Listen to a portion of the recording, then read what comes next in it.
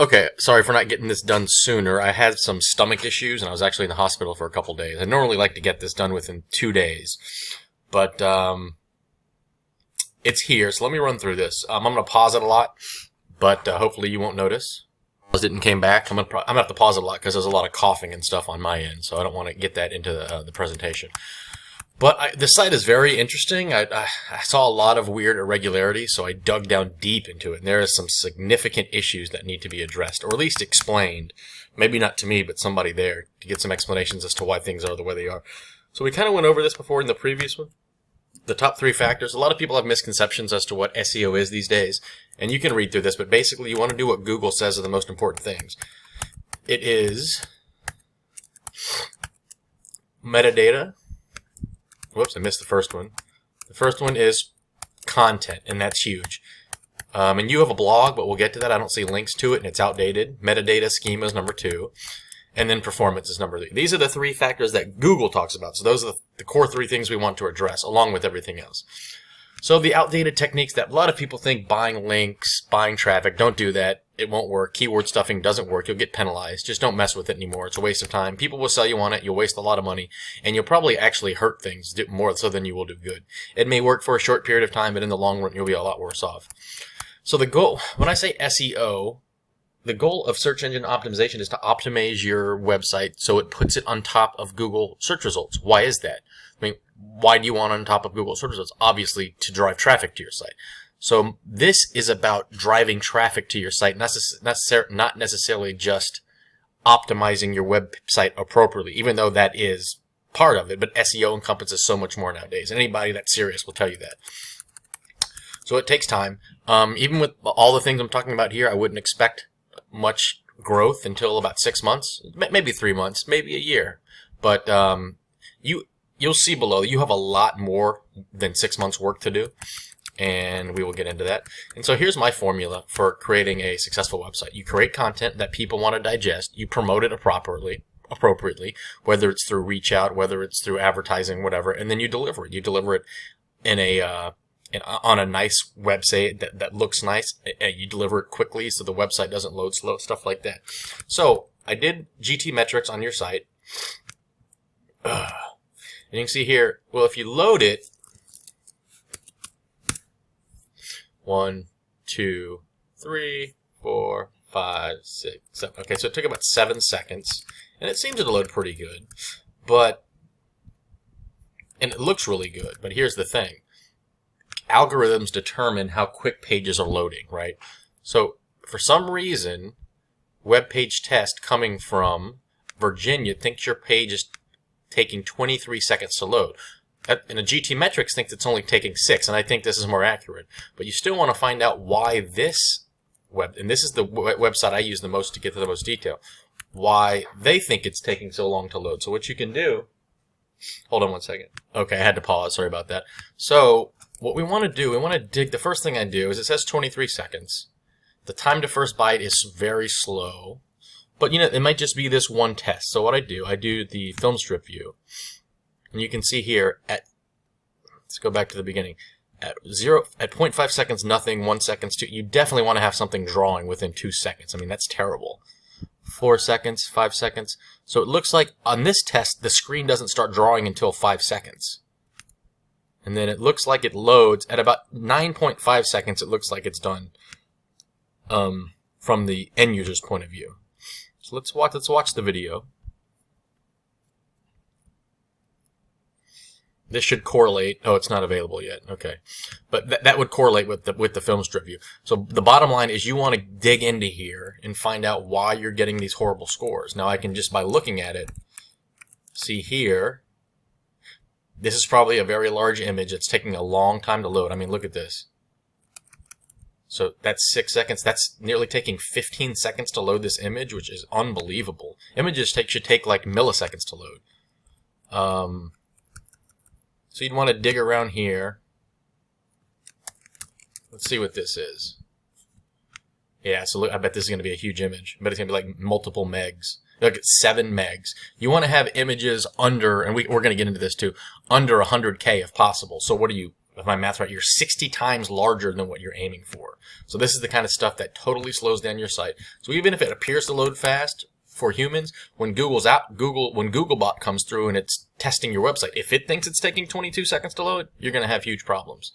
And there's tons of other easy stuff. The scaled images, I just showed you one of them. That's an issue. You don't have compression enabled, which is a 30-minute fix. That's not working. JavaScript, you don't know any JavaScript minification. It's almost like whoever created it didn't really know. They know design really well, but they don't know how to optimize things. Looks like you don't have any caching configured. You're not doing any deferring of JavaScript. You're not using a CDN, and CDNs don't always work, but there's free options, so you should at least have. So there's just so much here that could be done that's not being done, and you definitely want to look into that. That's huge. Now, what I do, I test on UserBob and Analytify. Basically, Analytify is a free piece of JavaScript code you put onto your website, and it loads when the page loads, and it records how people use your website. So this is a blog that I run. It's kind of my test ground for testing out new techniques and things. So I can see here, this person spent 28 seconds on my page reading this blog and using Chrome and came from the US. This person came from Facebook. This person came from Bing. Can an impeached president run for office again? And you can imagine that's getting traffic because it's very relevant to what's going on. So if you click on it, change the speed to 1 times here, this is somebody actually on my website reading it. So you can see how they view your website, what's working, what's not working. And the side benefit is a lot of times when I watch these, my web page will appear broken to them, and I won't know it because I'm not using 8,000 different web browser and operating machine combinations. So you can watch all these. You can speed it up to 4 times, see how much quicker it is. I usually do this about, on average, maybe 5 sessions a day, just to make sure things don't look broken and to see how people are interacting with my site. I highly would recommend this, not only to gather information on how people are looking at your site, but to make sure things aren't broken. Now, UserBob is a paid service. You can pay people to do 20 1-minute sessions for $1 each, and it'll basically be like a first impression of your website, and you'll hear them talk out loud while they look at your website. It's really, really useful. I do about 20 of those per month. And just check here and browser link. Browser link, you can kind of do this stuff yourself, but it's a manual process. Now, the metadata, we'll get into that. The schema, schema is huge these days. So, let me show you this. I think I have a good example let me do, where did it go? Okay, so you can see here, this is a Canon Pixma printer. It's selling a product. So it's just a regular Best Buy webpage. But if you go to Google Schema Checker and test it out,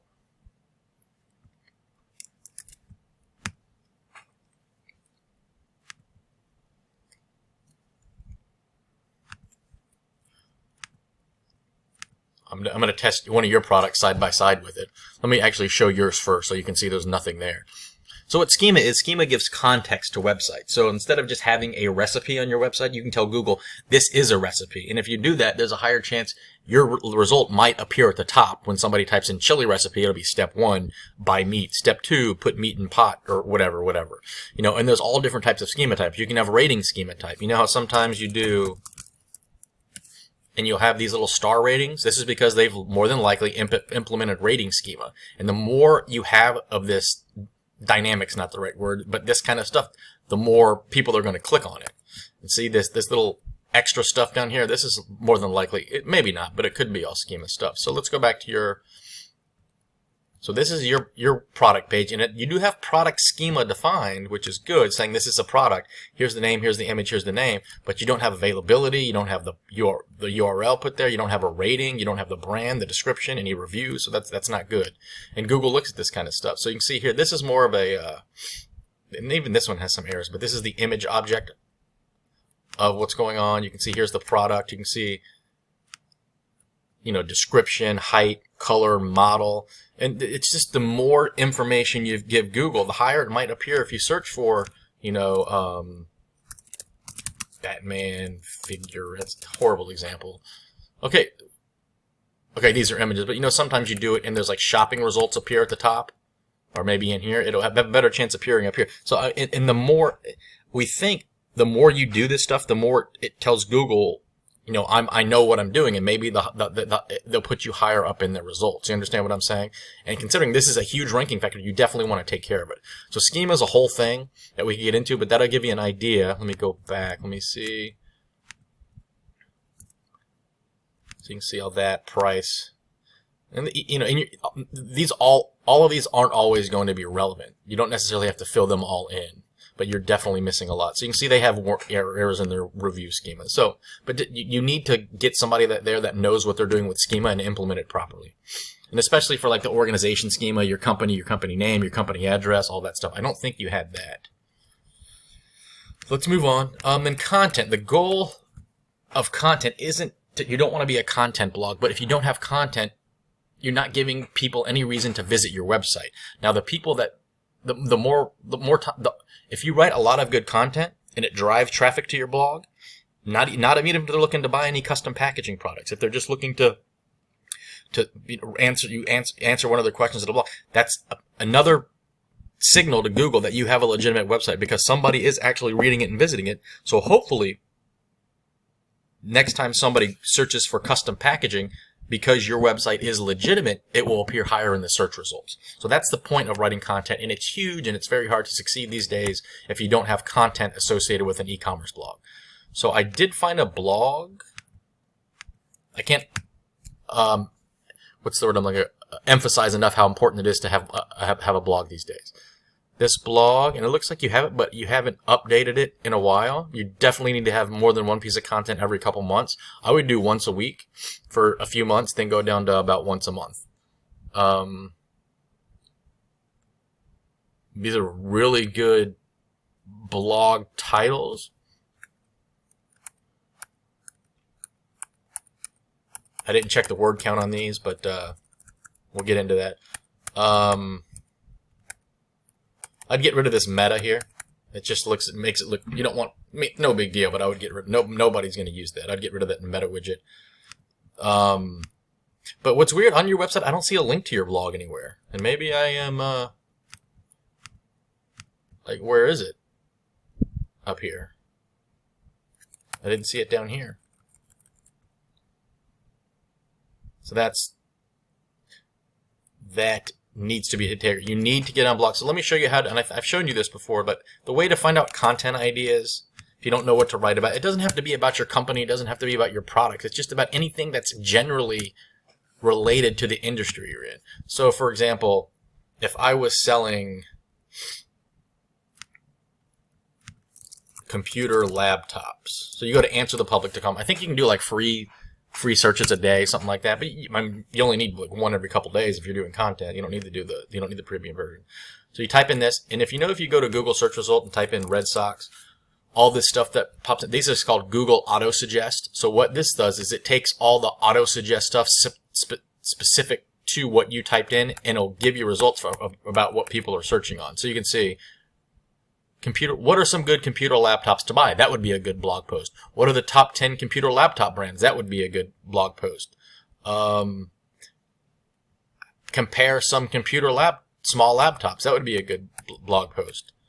What are some good computer laptop deals? That would be a good. And of course, if you did this, when you post a deal, you would link to the actual item on Amazon and get a percentage of the sale, of course, right?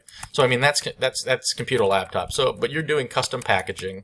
And I don't know this industry, obviously, but so there's a lot of words that I'm not even familiar with. So let's just do custom packaging. I don't remember what this came up with, if anything. Probably not going to be a lot. Let's do this. Let's do Google Audit. You can always just do this, custom packaging. Bags, custom packaging. Okay, nothing really came up. So let's go to data. Okay, data. What are some good types of custom packaging for clothing, custom drop shipping? The thing that kept coming up for me is custom packaging for eyelashes, believe it or not. That's something you should definitely try to rank for. I think I get into that a little bit. So can you, and I don't know about your industry, could you write questions around this kind of stuff? top 10 custom packaging for food products, something like that. I don't know. You'd have to get with your team and think about it. But anything that's even loosely related to what you're doing. Clothing. So yeah, you definitely need to do that. You can also go to Keyword Cheater, which does the same thing. I found this is apparently a trade magazine, Packaging Ideas. They write some pretty cool content. I keep doing that.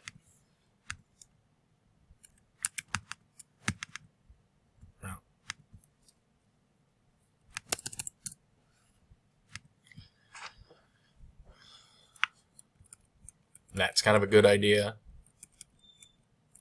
Partnerships brings recycle black plastics to light. Now that's probably not related to you, but BR's 6 years of winning Pabst Art Can. So I mean, this isn't related to you, but the goal isn't for you to it's just to bring traffic to the site. Then of course you upsell them on what you're selling at the end. Halloween packaging, that's a good idea. It's very relevant. So yeah, so this just kind of stuff. Just look around, but you definitely need some content. Even if it's once a month, you need something. You need something to drive people to your website. Then you definitely want a niche or a niche. For example, this is a good example. So you have these disposable wipes.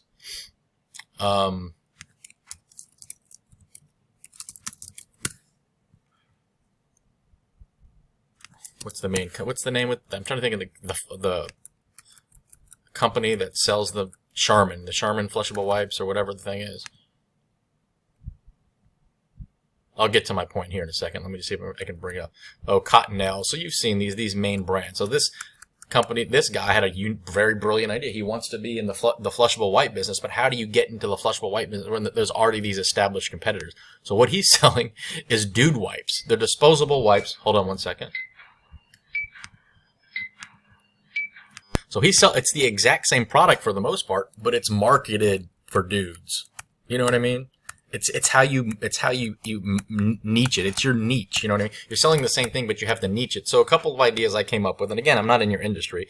You could do your packaging could be recycled boxes, biodegradable, green, sustainable. Those are all buzzwords in today's market. So those things I would think about.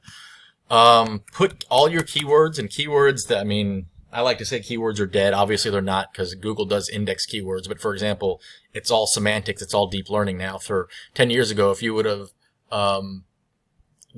sold dog food, but in your description you put canine food, Google wouldn't have figured it out. But now it does, because it uses semantics and deep learning. So keywords aren't as important, but I generally put the keywords in the meta description. So the meta description is when you search something on Google. Whoops. It's this piece right here. So if somebody searched for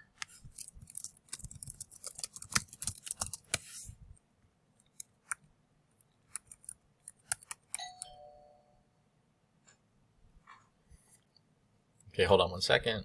I'm trying to find a good example. But essentially, whatever the product name is here, just make sure you put the product keyword here in the meta description as well.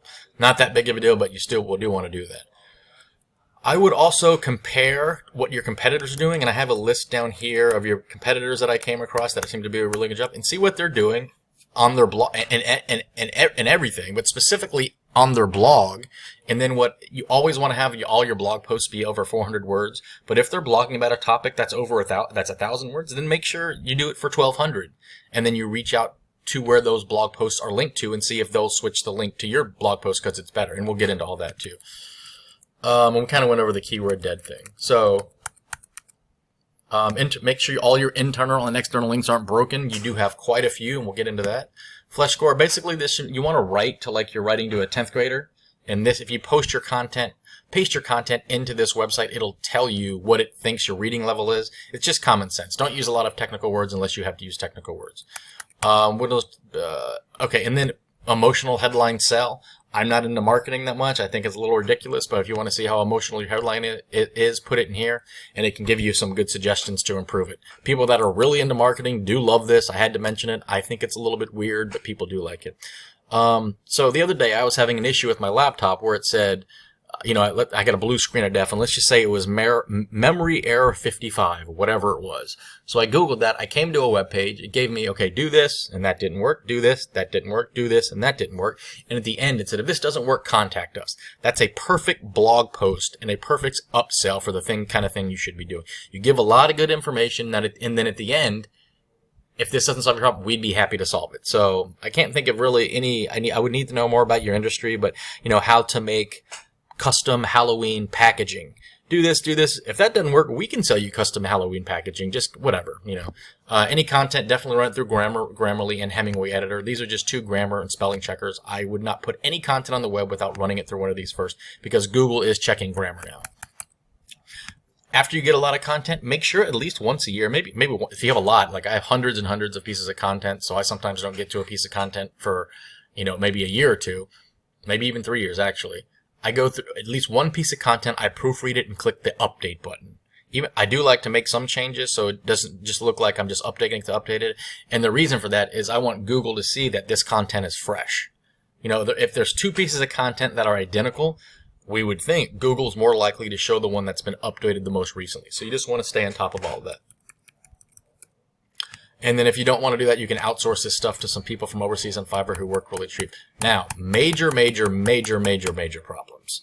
I ran a Screaming Frog audit, and I've never seen a site like this. And I don't have a lot of experience with external canonical links. Maybe somebody can give me an explanation as to why they're being used, but I don't understand why. But let me just take this one by one. So you definitely want to have everything as HTTPS. And I'm going to export all these in a spreadsheet and send them to you. I would highly suggest buying Screaming Frog until you get all of these hardcore issues figured out that I'm going to discuss here. I think it's like $150 for a year. After you get it all figured, honestly, if you go through all these, it's going to take you a lot longer than a year to fix all this stuff. But it's a great investment. So if you go to, what was the first one? Insecure content. So if you go to protocol, so this is all the links on your website. And it took it's a huge website. Must have taken 30 minutes to scan. Normally they take about 2 minutes. So you can filter here by protocol. So if we do all, you can see here's everything. It's just out of curiosity. So 13,000 links. And there's nothing wrong with that. It's just a lot. I was even having memory issues exporting this to spreadsheets. So if you go to HTTP, these are all links that are HTTP that need to be resolved. Now, a lot of them have been moved, which I understand. And what they're saying is if you go here, redirect to here. There's no reason to have the redirect. You need to hunt down this link, which is located here, go find it on this page, and change the link on the page to the HTTPS asset. Google looks at this kind of stuff. And not only it slows the experience down because you're sending a redirect for no reason. So, I mean, there's just tons and tons and tons. Look at this. Normally, I would expect to see if there's over like 50, that would be kind of, whatever. But look, I mean, this is just completely unacceptable. And there's no doubt this is killing you.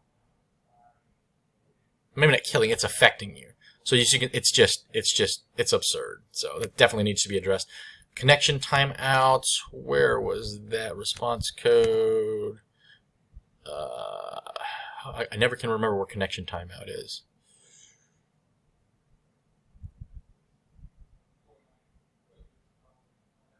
Oh, I think it's... Let me do this. Sorry about this. Okay, I'm gonna cut him on for a second. I thought it would be response code.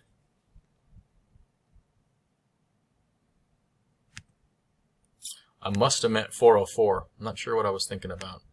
But, okay, these are just links that are just broke. And good news is there's still a lot, 77. These just all need to be resolved. You need to go find this link on this link on this web page is pointing to this link somewhere. It needs to go be fixed. And I wish I could know. Let me pause real quick while I find that connection timeout. I think there's more than I'm showing here, but basically you can just search in here for connection timeout. But this here on this website, if you click on this link, it's getting a connection timeout. Now sometimes this is just the tool getting exhausted, and sometimes that happens for this kind of site, but you just want to look into that. The redirects are unbelievable. So if you go to all of these redirects, let me see something real quick. I thought I talked about that. Oh, so we did do the redirects, right? Okay. Broken links. Now meta descriptions. Okay, so if you look at meta, so we did the redirects and all that. Meta description. So if you look at, these are all your pages. Most of them do have meta descriptions here. That's that little snippet or sniplet, whatever it's called, that appears underneath the Google search result. But there's a lot that don't. Like this. And it might be because they're categories or whatever, and I understand, but you just want to verify that a lot of these, the ones that don't have meta description should. And I don't know why some of them, this isn't a big deal, it just looks weird, have these extra spaces in front of them. See, like here and here and here, and this one, these two don't. Maybe it's just the way the tool's parsing it. I don't know, but you're looking at it, but I don't think that's that big of a deal. But just go through. Now the huge thing, well, the redirects and the HTTP is huge.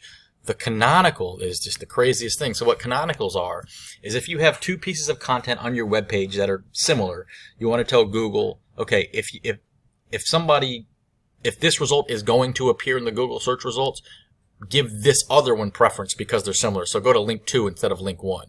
Now what you guys do, which is, and like I said, I never use I don't think there's any reason to use canonicals. I just use redirects because they're just impossible to manage. But you can see here, you have 5,000 canonicals. And there's some that are self-referencing. I understand. I think that's overkill. It's just too much stuff to manage. But if you go here, oh, and in your redirects, you actually have some redirects that go from HTTPS to HTTP, then back to HTTPS again. So not only is that just not good architecture, it's just slowing web page visits down because it's having to go load the initial page, then redirect to the other one. The redirect to have to go, oh, okay, I need to go to the other one, and then load that other one up, and that just takes time, especially since your website appears to have some performance issues. So if you go to here, so if somebody goes to, okay, this right here, that's probably a product page. And even though it says non-indexable, it's because it's a canonical more than likely, so don't pay attention to that. But you do want to also go back and see what's non-indexable. But after you clear this other stuff up, then I would go back and search for what's non-indexable, because I think most of your stuff is being indexed. So what you're saying, which blows my mind, is if, let me see if I think I got a keyword cannibal. Okay, I'll get down to it. If Google is going to whatever this is, let's say it's brown boxes, actually give this link preference, which is also one of your companies, but it's at another domain. So I don't understand why you would want to do that. All of the domain authority, is that the right word? All of the benefit you would be getting from having all of these products and services on morganjaney.com is being siphoned off to splash packaging. I'd really have to think through it and research it. I cannot imagine that's a good thing. I don't know why you would even do this. If you're going to have all these canonical links, then why even have these products on morganjaney.com in the first place? I can only imagine Google is totally confused about this. I don't understand. It just doesn't make any sense to me. I would ask somebody there why they're doing this. Like I said, I don't come across canonicals that much because they are just so weird and too hard to manage. They might have a legitimate explanation, but as I understand it, in the landing page you gave me, it looks fine. It looks fine. It's the under the cover stuff that I'm talking about here. If it's just a landing page, why not just put the landing page on splash packaging? Or why not just have all the products and the landing page in the same? Why have two? Especially since it's the exact same content, which is just you're cannibalizing yourself, and we'll kind of get into that. So that's I wouldn't spend much time on a lot of this other stuff until you get these three major things resolved up top. That's the foundation for a friendly website, and you have severe issues with those. But one thing I noticed, you have a lot of cool products. There was a Harry Potter bag I saw that sticked out, and I love I don't love them, but I like Harry Potter. I'm totally making things up. Okay, so I could have sworn I saw a Harry Potter bag. Maybe it was on Splash.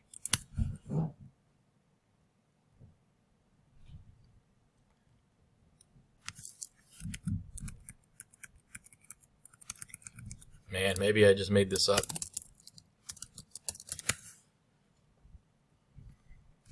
Okay, well, I'm going to go with the Harry Potter example because you have all kinds of... Let me just do this real quick. Maybe I can find a better example. I could have sworn there was a Harry Potter bag there.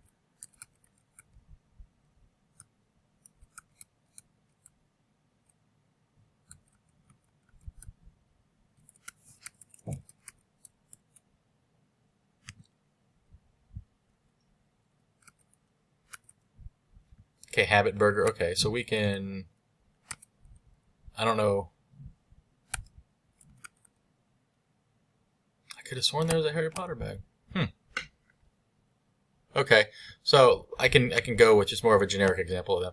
I think Pinterest would be a great place for your products and your but I would tailor the posting them to around trends. So let's say that hamburger one you have, a National Hamburger Day, put a link to that pin with your hamburger bag. And I would need to know all your you got a ton of stuff, so there's no way for me to know. But I would definitely take advantage of trends, take advantage of what's hot in social media, and post the products that are related to those trends on certain days in social media.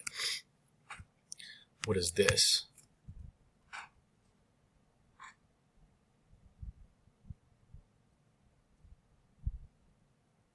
This is, okay, I did see it, Harry Potter. So that's, okay, that's here, but it's not on your website. So that's actually another thing. So like when Harry Potter releases a new movie, I would definitely post it. So let's do this. So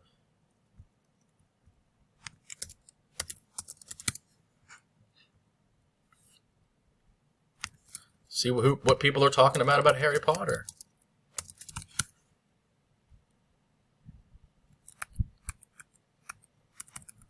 Maybe even do this Harry Potter gift. I would do this right here. That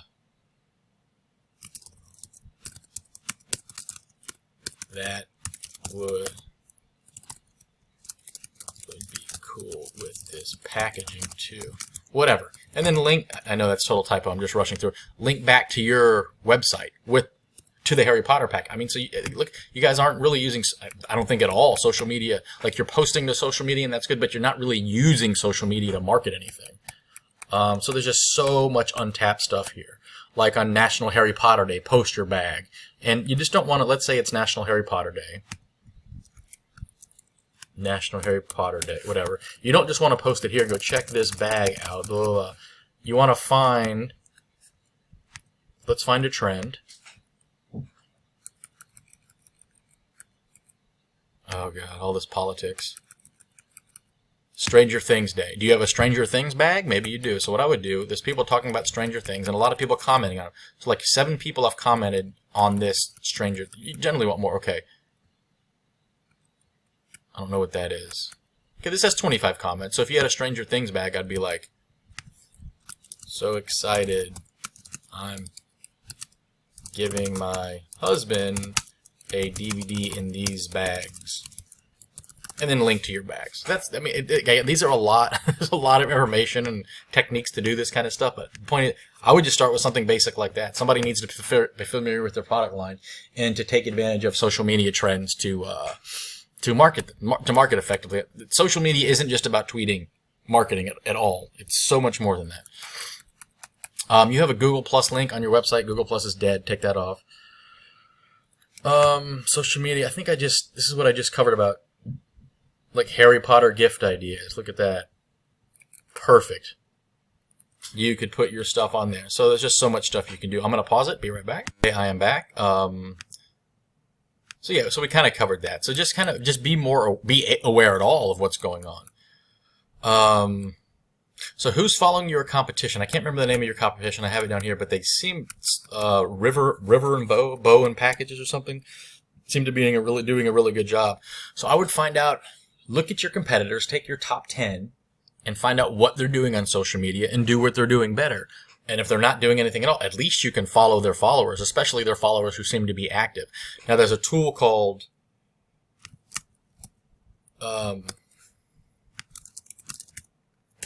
Tweepy that can automate a lot of this for you. It's a lot harder now based on some updates Twitter has done to their API. It's a lot more manual than it used to be. You used to be able to, like, I could click on an account. Let's on my blog, my Interesting Answers blog. That's like a trivia blog. I would follow all the people who have commented on the website Wonderopolis, who's also like a trivia kind of thing. All of their followers who have commented on a Wonderopolis tweet within the past 6 months, follow them. I would follow all them. About 10% would follow me back. Then about 5 months later, I would unfollow them. And you could automate it all, and you could totally grow your Twitter following. But now, Tweepy still does it, but it's a little bit more manual, or you could just manually do it on your own. Basically, follow your competition's followers and hope that they follow you back. Then you can unfollow them later if you want, but sometimes they'll unfollow you. And these are just all social signals. The more popular you are on social media, we think Google is going to think that you're, hopefully put you higher up in the rankings. And I want to make sure I didn't overlook anything. Okay. So yeah, this is all about driving traffic to your website, whether it's on-page optimization, whether it's through outreach, whether it's through use of social media. SEO nowadays is all about driving traffic to your website however you do it. There's not only limited things you can do on your website, like on-page SEO stuff. You certainly have a lot you could do, and we've covered that.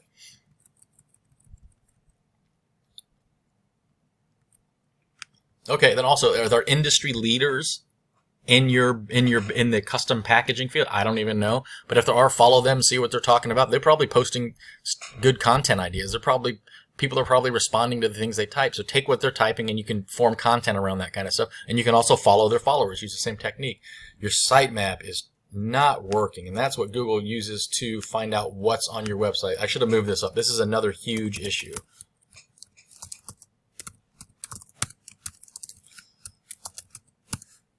This is what a sitemap should look like. And of course, mine didn't load. Well, mine's not working. I have my own issue, I guess. Huh. But basically, you have a sitemap, but it looks like probably a script is putting it together, and it's just not valid. This is just trash. Google doesn't know what to do with this. Now, if you had Google Search Console, well, I should say, I don't know what to do with it. It definitely doesn't look good. I don't think Google can parse it. You do need to have Google Search Console working. When you submit this sitemap, Google will tell you if it knows how to interpret it or not. I'm 90% sure it doesn't know what to do with this. This is a mess. So if you don't have this, you're not giving Google the roadmap on how to index things on your site. Like, I don't know why my, let me do,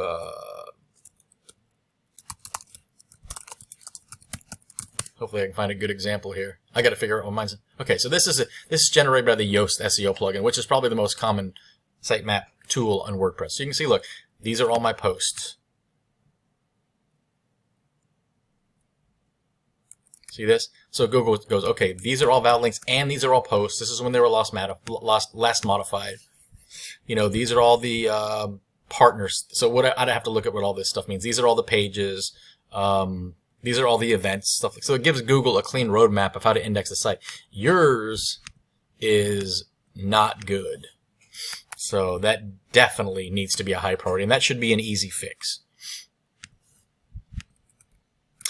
I would put like at the top of your page, because people, when I say people, I mean me, I guess. If I was looking for custom packaging, I'm a very average person, probably as typical as it comes. Okay, that's cool. Secret, that's cool. It does look nice. I would put the Harry Potter one up here. Or if you have like big customers like McDonald's or Pepsi or Taco Bell, the first thing I would put would be a package from a brand that everybody knows, because that would tell me, wow, this is a very legitimate company. Even though this all looks really good and all looks legitimate, that would be that extra piece of oomph. I also would have all these testimonials. I would move these further up. And I also would do more videos. I mean, you're doing a really good job with pictures, but you're not doing any video. I think this type of thing would really show off well with videos. Yeah, that's the first thing that came to mind. I was like, oh, these are all cool, but I don't know any of these companies. And then when I came across the Harry Potter, I was like, well, okay, well, they probably do a lot of companies. So, and then I would have case studies. If whoever contracts, like, because a lot of people, okay, this is probably a nice to have thing. And again, I'm not in this industry. I have no idea, but why should I do it? Are there any people from any of these companies who will show that this increased customer loyalty or increased revenue or anything? I would put those here up top, case studies, something like that. Like, this is all like, okay, this is good to have, but why do I need it? Is there any reason other than it's nice to have? You need to put that in here somewhere. So it's not really what, but why.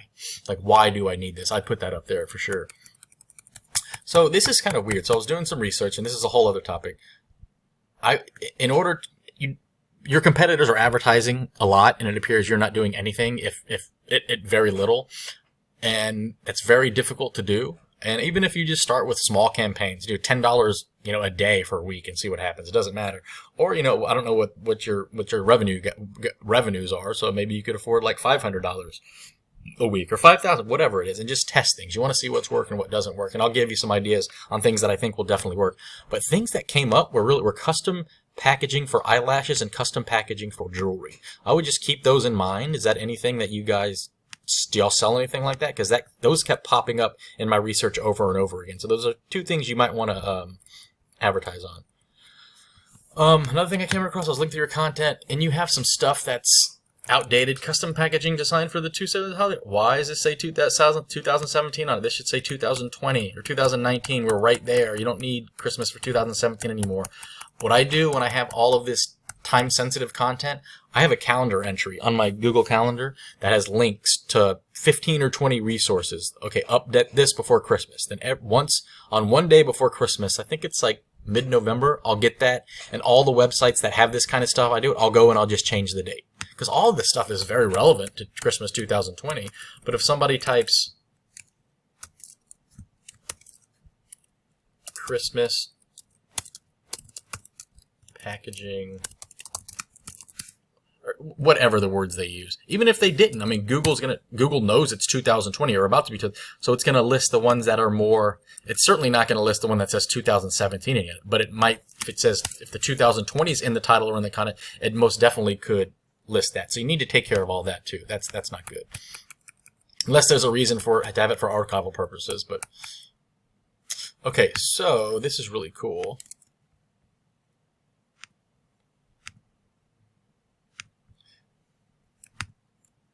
Whoops.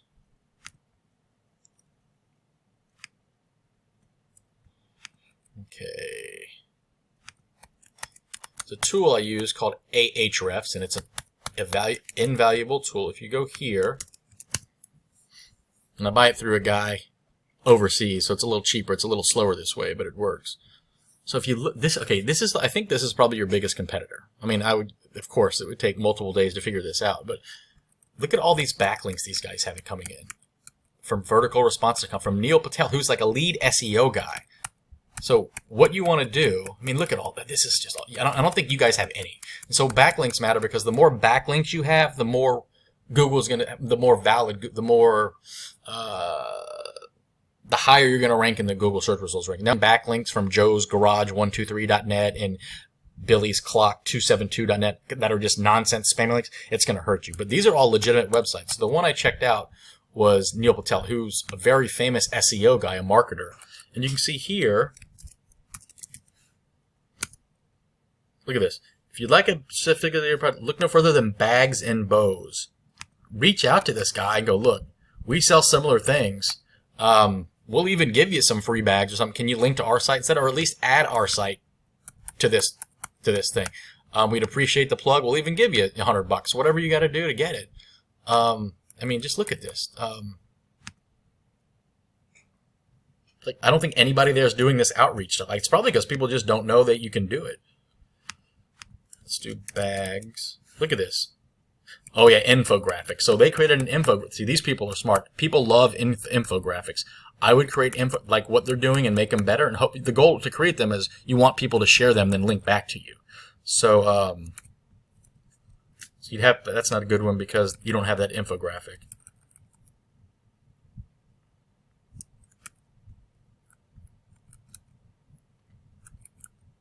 So you know what? Neil Patel's a smart guy. I'm betting Bags and Bows probably already reached out to him. But you want to go through all these. I mean, how many is there? Look at this, 18 pages worth of backlinks. And let me go here. Let me go back up here. You can kind of get more information on the domain that's linking to it. So this is founder.com. It's pretty good domain rating. It's pretty good. It's good ranking. Has 18 back. So this is just a very detailed analyzation tool. It's a great tool. It's expensive, but I definitely would use it. I use it through this guy from overseas. Like I said, it's really slower. It's like we're doing a group buy. And I think it's like, I don't know, $10 a month. If you want that, let me know and I can hook you up with them. If not, I think it's like $150 a month. And you run into bugs doing it this way because it's, kind of a weird way of doing it, but that's how I do it. So, I mean, there's so much opportunities, and you can ask for links. So you just want to check the backlinks of your competitors and try to siphon those links from them. And you can do that with a tool like Ahrefs. So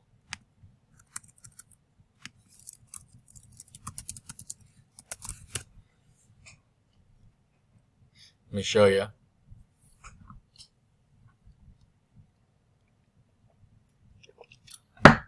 Okay, so this is for you.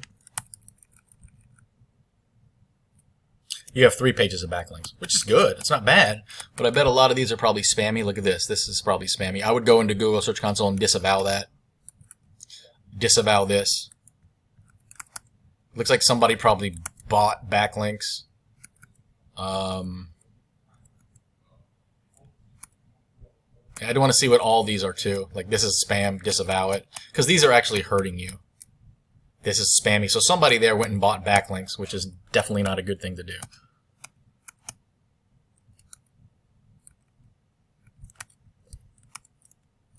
Yeah, so want to look into that. That stuff's huge. I'm going to pause it for a second. Clear, if you don't want to buy Ahrefs, which I would highly recommend, you can just get it for like the 7-day free trial I think they have, and you can run all these reports and you can just export it to spreadsheets and play with it from there. I mean, you have so much you could do that I think it'd be well worth it. I think it's like $150 a month, but like I said, we do group buys from this SEO tool group buying company, and I think it's Vietnam, and I think it's $10 a month. Now with Screaming Frog, I think that's $150 a month, and I also did a group buy with them. I think it was like a $20 one-time thing or something like that. So let me know if you want information on that.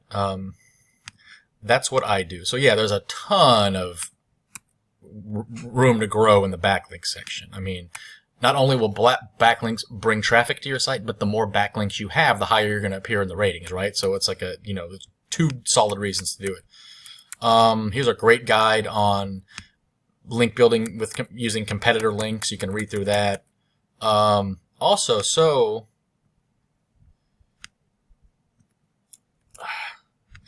I can't just click on it because it goes to my non-default browser. If you go look at their, and this is going to be really, hopefully you'll find this really cool. They're going. Okay, let me do it this way. Bags and bows. Whoops.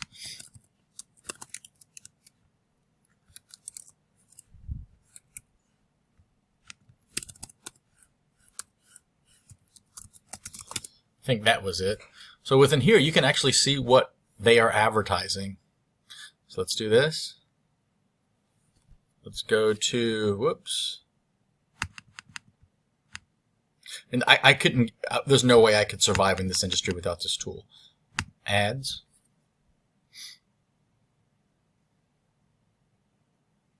So these are ads that they're running. And you can see here, okay, this is an ad they're running. Getting 22,000 searches. It's $2.50 per click. And these aren't always 100%, but look at the keyword. What keyword do you think they're using to advertise this? So if I type this keyword into Google, this is going to show up at the very top or near the very top. What are they doing for? The word gift boxes. Okay, that's not what I thought would come up, but that's what you could advertise on gift boxes. The one that I think would be really clever, Bags and Bows online. So you advertise for the keyword bags and bows online. If somebody types that up, and there's one that was just bags and bows. Like if I know I want to go to bags and bows, and I'll explain this more. Bags and bows, that would be a good one. So if I want to go to bags and bows, I would just type that in and go right here. If you go, I mean, you'd have to test it out and everything. If you advertised on the keywords bags and bows, you would want your ad would show up above this. And a lot of people do that. So like if you're McDonald's, and I always get these confused when I say them in my head. If you're McDonald's and you want to beat Burger King, you could advertise for the word Burger King, and before Burger King shows up, your McDonald's link would show up, and you're hoping to siphon links off that way.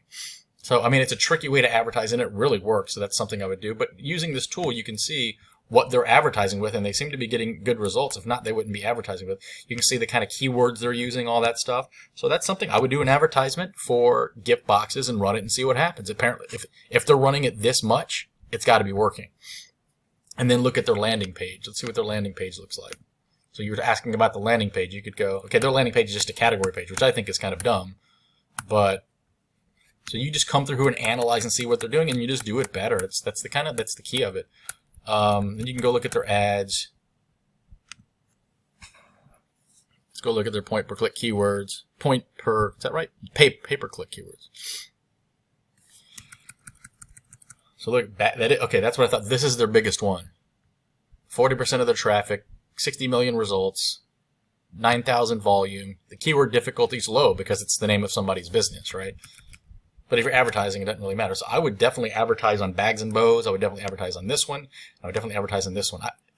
I would do these two, definitely, to kind of siphon off some of their competition. And just test it. Test it for a week. If it doesn't work, then don't do it. But it doesn't cost any money to test. It doesn't cost a lot of money to test it out. You could test it with as little as like $100, even $50. So these are their top landing pages. So these are the ones that work. So I think this is just their home page. That's their home page, I think. And what keywords they rank for in this. So these. Okay, so you can kind of see what's working. So this is, again, this is a lot of details, and I'm not even, an expert. I'm not an expert digital marketer, but I definitely know enough to get around and get my elbows dirty. Is that the right word? I don't even know. So how to get links. This is more generic. You can do like niche submit sites. So your niche is custom packaging. So there's all kinds of directories for packagers. I think this is just one I came across. I searched for this, and I think you need to be in all of these directories. So it looks like this is a mini packaging suppliers. You need to be in this directory, if this applies to specifically what you're in. So what I did is custom packaging directory.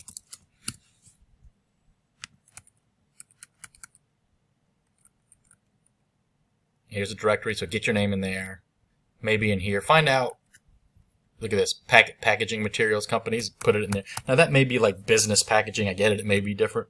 But the goal is you use your niche keyword in the directory or submit site. Is there any places you can submit your site? Basically, this is websites that have the word submit site in the text. So it's looking for people to submit their site. Here you go. Look. Findelio. So you definitely want to submit your website here. I mean, I wouldn't pay for these. Sometimes these are like link farms. But if it's free, do it. So it may not drive a lot of traffic, but it's a backlink. You need these backlinks. So it's the same kind of thing. Make sure you're in all your city directly. So let's say you're in Houston Business Directory. You want to make sure you're in all these. The business directory search at Houston Metro CC.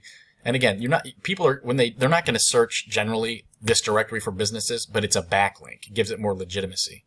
You definitely need to be in all your business directories. And you can use the same submit my site, Houston, custom packaging, Houston directory. Look, this one isn't as relevant to you because there's not a lot of people, I don't think, that had forums revolving around custom packaging, but if there is, be active in the forums. And also, guest posts. Look at here. Look what I found. This is really cool. This is like an industry magazine. So I'm reading through this article, and this person, if you read through it, whatever, it's boring, but is a project manager at Greenblue. I guarantee you she did this because she wants to get a backlink to her Sustainable Packaging Coalition website. She doesn't honestly probably, maybe I shouldn't say that.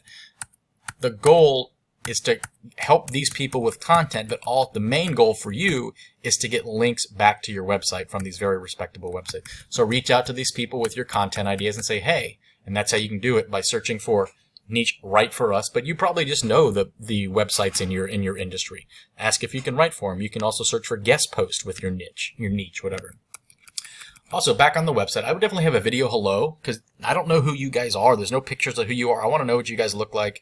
I definitely would have showing like some of your coolest packaging with products that people are familiar with Harry Potter, with maybe like McDonald's or Verizon, or if you have those. If not, then just really cool stuff, and kind of go, these are our good products, welcome, if you have any questions, message us.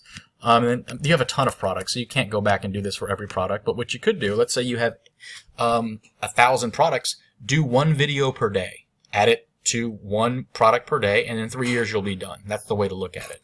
When I have these mass bulk things to do, it's overwhelming, but a lot of times I'll just say, you know what, I'm not going to get this done for a year or two or maybe 3, but if I do one a day, I can get it done in 3 years, and I definitely would do that. I would like to see your offices. For some reason, that just adds trust, and maybe like, hey, there's a reason when you watch local car commercials on your TV, they always show like the employees like waving at the end. It's because it's taking advantage of a quirk in psychology, and it establishes familiarity, and it establishes trust. So you definitely want to do that. About page. I don't think you guys had an about page. I meant to go back and double check this. Like, who are you guys? Like, I want to know who you are. Like, is this a one-person job? Okay, here, maybe I missed this. Let me see. Okay, this is just very formal. Let me see some pictures. Like, who's the production manager? Who's the IT director? If you have these, I don't even know. And I would also, Joe Schneider, I would put his email address on here because it makes us, if he's, whatever, I guess that's an opinion. I just like that it shows like, we'll respond to anybody at any time for anything. Now, so back to the Harry Potter thing. I would reach out to people talking about Harry Potter on YouTube and for what the other thousands of products that you have. And let's see, who could benefit?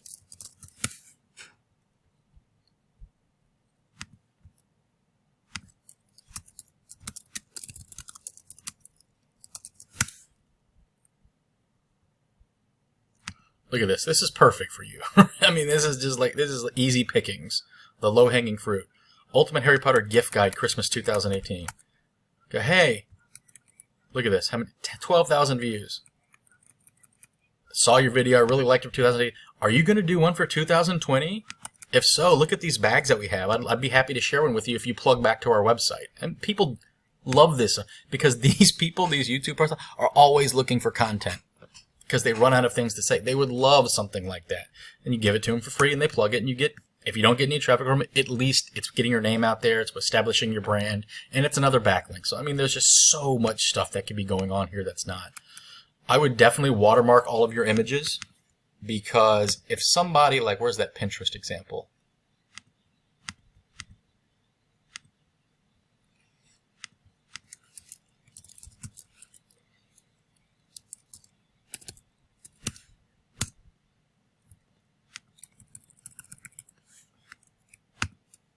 If somebody comes across this,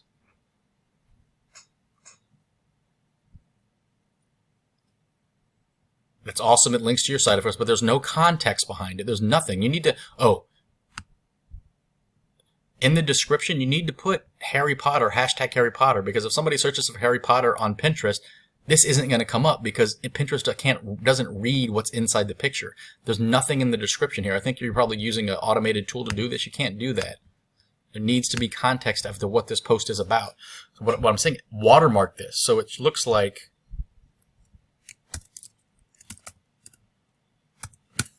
there's a website about climate change and post newspaper articles about global cooling, I don't want to debate about it, whatever. We see how it says climatepanic.com. So anytime somebody searches these,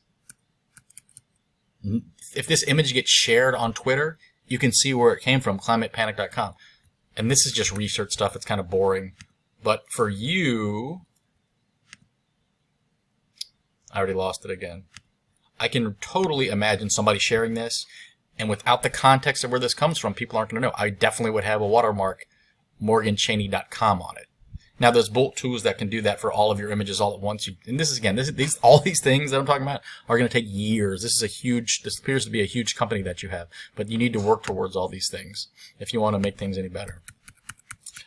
Okay, we did all that.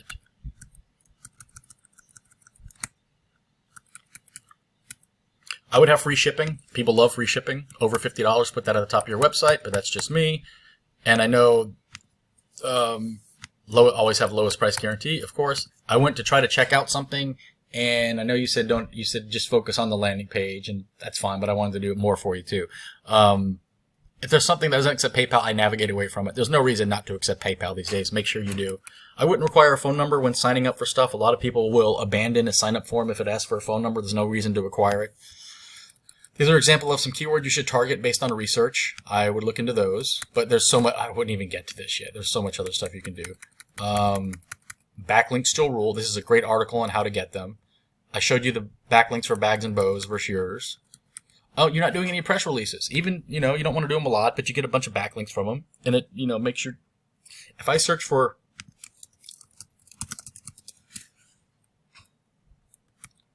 if I saw a press release sprinkled here in and out in these results, I'll go, oh, okay, wow, that is a very legitimate company. You don't have any, but the main point of it is it establishes backlinks, not so much as it establishes trust, but it's kind of a dual-faceted thing. Make sure I got it. I'm going on a long time. We're over an hour. There's just so much to discuss with this website. Harrow, help a reporter out. If somebody is writing an article about custom packaging or packaging, journalists from Forbes or whatever, they're always looking for people to help them with content. Volunteer to help. They'll give you a backlink. It's huge. People love it. You get a ton of traffic that way, or a ton of link juice. Okay, if you can't afford Hrefs, just use it for a month, and then you can cancel your subscription. Just dump all the spreadsheets.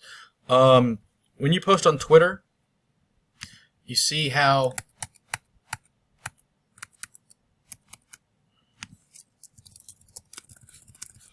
let me do this. Explore.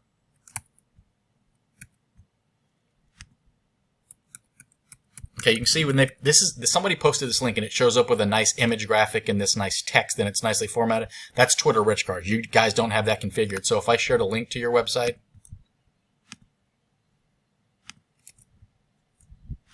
like this, it's just going to show up like that as a boring plain link. So you don't want that to happen. You want to have Twitter rich cards configured. So I think the people who developed the site did a really good job on surface, but I don't think, honestly, they know what they're doing underneath it appears. I probably shouldn't have said that, honestly, but that's just my opinion. Look at targeting ads on Facebook. But you can ads on Facebook even to people who are specific in what you're interested in. So you could do for example, your Harry Potter bags to people who show interest in Harry Potter, and you'd want to target it, of course, a lot around when Harry Potter's movies or books are being released. And that's just one example. I'm just using that one because that's the one that stuck out. A ton of creative guerrilla marketing ideas. I'm not going to get into all those. That's kind of out of scope here. So what are your competitors doing on social media? What are they posting about? What's tweeting? What's working? Know all that. Do it better. Follow and invite your competitors. We talked about that. Here's your competitors. So these are the people you want to, at least those are the ones that I determined. I mean, you can go, maybe that's different. You can kind of do your own research. You don't appear to be doing any competitor analysis at all, and it's not really that hard with Ahrefs. You can go here and read about it. We talked about monitoring their ads. I would advertise bagsandbows.com and Bags and Bows. We talked about that. And you need to have live chat. It's just people like me who aren't really comfortable on the phone. Sometimes if I have a question and they don't have live chat, I'll go to another company. There's no reason not to have it. And even if you're not available a lot, if somebody chats and engages and you're not there, and it'll say, before they know you're not there, and it says we're not here, their chat will have been submitted with their name and email. So you'll have that and you'll be able to get back to them, right? So even if nobody's ever there, it's something you want to appear so people have that option. Because if they start chatting, even if they're not there, they might go, you know what, I've got this far. Let me just email them and they'll get back to me. That's better than having them abandon it. And there's so many free live chat applications these days. You can have the chat come to a cell phone, so you don't have to be staring at a computer all day. And it's all really easy to configure. We talked about this. You need to be, I think you're in Google My Business, but I don't think you're in a lot of these other directories, Yelp, Better Business Bureau. And I know you're not just local, but you do need to do some local SEO work. And the biggest factor we think for local SEO is reviews and if they're positive or negative. And you definitely need to respond to all reviews, positive or negative. What I do with companies I work with, anytime a customer buys something, everybody gets a postcard or a card or an email or something saying, we would really appreciate a positive review. And you give them direct links to so there's one click away from them clicking on the 5-star review and saying, if you do this, show us a link to the, and we'll give you 20% off your next order, or we'll send you a free something or whatever. And a lot of people will do it. Not a lot. Well, depends, but people obviously will be more likely to do it than they would if you didn't send them anything. And since that affects search ranking so much, you definitely need to be doing that. And to make sure everything is consistent across all of these citations. Google Local, Better Business Bureau, Yelp, Bing Places, you need to be in all of these. As for reviews, you need to be in Google Merchant Center. That's a whole other topic. I don't think you are, so it shows up in Google Products. You can read about it. Do podcasts. This is from a last presentation. Ignore that. I don't think there would be any actually, if there's any podcasts related to custom packaging, but just look into it. If you can be if somebody's looking for an expert on something related to packaging, you can offer to be one, and then you can obviously plug your website. You can if you offer scholarships, you can get valuable backlinks from the valuable edu and gov domains, awards, donations, that kind of things. Definitely don't duplicate content. Let me show you this.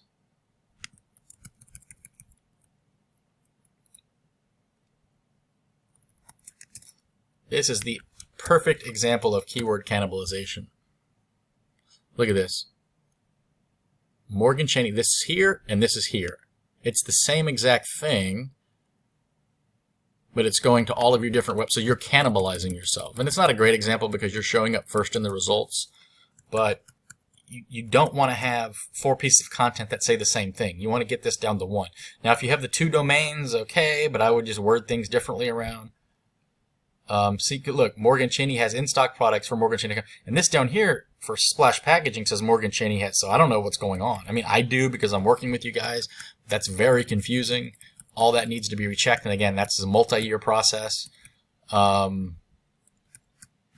right here on your heels here. And a lot of times things I search for, they're actually outranking you. So all this, and you can use this SiteLiner to check for duplicate content, but it's kind of just common sense. So I don't know what y'all are doing with the 2 domains, but to me it just seems a little bit weird. Don't plagiarize, obviously you'll get penalized. You definitely need a free ebook, like top 10 things you should know before choosing a custom pack, or whatever the terminology might be. People love top 10 lists, top 13 lists, and you advertise this on the front side of your site, maybe a little pop-up in from the bottom right. And the point is to offer content that's actually good and that people will sign up for, but to get them on your email list. That's still the most effective way to sell to people. Make sure you use Google Analytics so you know about these. Again, this is a topic that we could discuss for days. Just make sure you know who's coming to your website, what the demographic is, how they're clicking to things. Google Search Console, if you were using this, you would have known that the sitemap isn't working. At least I don't think it is. You would know there's probably some errors out there that you're not aware about. You need to see what search terms people are using to get to your website and find out what's going on. Don't forget about Bing and other Yahoo search and other search engines. So China, you might say, well, that's kind of silly because we're not selling to China. But if somebody from China goes to one of your blog posts, even if they're not buying anything, that shows more authority. That's one more click to your website, which tells Google that your site's legitimate. So hoping that it'll show up when people are actually searching to buy stuff. And Bing, don't forget, I think 10 to 20% of all other search traffic comes from Bing and other search engines. That's because a lot of people are lazy like me. They'll do here and they'll do custom packaging. Even though I love Google, it'll go to Bing. And so you want yours to show up here too. Now, if you submit to Bing, it'll also submit to DuckDuckGo eventually and Yahoo. They got some kind of agreement, I believe. Think about advertising in Reddit and Core. To keep up with all this SEO stuff, it's insane. There's no way to easily do it. But SEO Roundtable has a daily recap email, which is invaluable to me. It takes all of the stories from the day and gives you a little, here's the link to the story if you want to read all of it. Here's a little summary of it. So most of the time, that's all I need to read. So this is from, these are their stories. These are from SEO-related search forum threads. This is another main website. It summarizes, these are their stories if you want to read about them. Other great stories. So I used to describe to like 10 different email, and there's just no way to keep track of it. So this is a daily email that I get, and I'll probably spend about 15 minutes a day on it. Even if you can only get it once a week, there's so much changing in this industry, you need to know about it. The other thing is I would follow the official Google search account and John Moo, who's like the main Google search guy, because you need to know exactly what Google's telling you. And then I have a spreadsheet that I have that tracks the progress of what I'm doing. Should have had this loaded. I actually might have had it loaded. Okay, it's going to pop up here because there's all these audit reports you can get from these tool companies, and they're largely useless. So what it is, this is a website. It's my test website, and you can see on 9/20 I was the 10 millionth ranked website on Alexa. Come down to 10/5 and I'm the 2 millionth. So you can see the trajectories in the right direction. My backlinks have gone from 204 to 463, and they took a dive here, and that's a whole other thing. That's another issue. But you just want to make sure things are trending in the right direction. Make sure your bounce rate stays about the same. Make sure these are your Bing impressions. It started with 400, now it's up to 34,000 for the month. So that's basically that. So I can share this with you is the point. So this is a ton of information. I tried to blow through it as quick as I could, but we went over an hour, which I don't like. I wanted to get it under 45 minutes, but hopefully this helps. And let me know if you have any questions.